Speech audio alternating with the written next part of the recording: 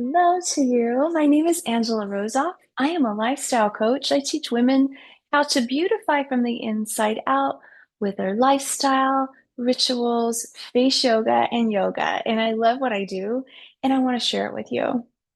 Today, I am talking a little bit more about beauty.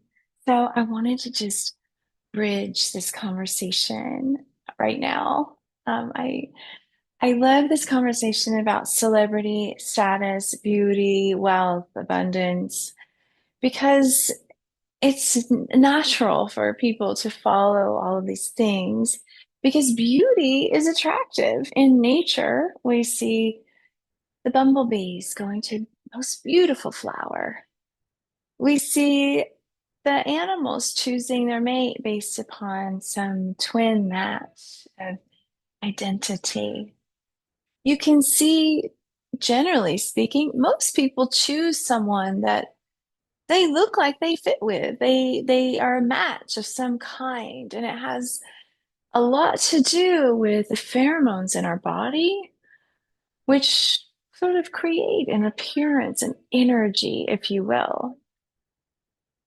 So beauty as an energy is the real consideration here. I want to invite you to think about this because I do have some clients who wrestle with a bit of shame around seeking to beautify themselves. It feels um, they don't identify with it. And they also may have feelings that they shouldn't do it, that it's out of their wheelhouse, or they're just not meant to do it and talk about it. And I want to invite you to put that notion aside if you're in that camp, because, you know, we shouldn't neglect these ideas of beautifying ourselves. There is an entire industry, like billions of dollar industry, strictly around beauty. There's a reason for it. Now, if you want to judge it and, we shouldn't have to do this stuff and we shouldn't be doing this stuff, that's up to you. But the fact that humans do this and have done this even before women were had rights to be able to have their own companies and to have their own face yoga company, even we know that women were contributing to an industry with money that they weren't making, with money that maybe they were making, maybe they weren't.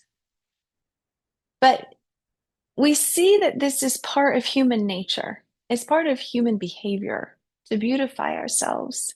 This isn't something to worry about or to find shame in. There's no reason to feel shameful about making yourself feel good and beautifying yourself.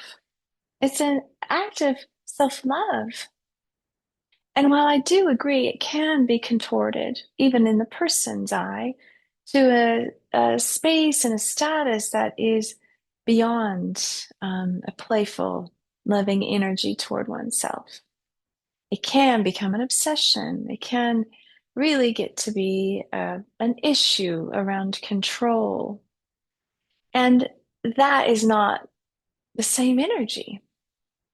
And quite honestly, that's the opposite of beauty, right? It's to be controlling is really the opposite of beauty, even if the person appears in all classical sense to be beautiful.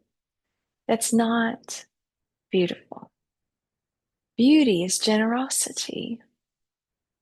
Beauty is dynamism, being interesting beyond your looks, having some gravity in your life that is grounded in your beauty that you share with the world.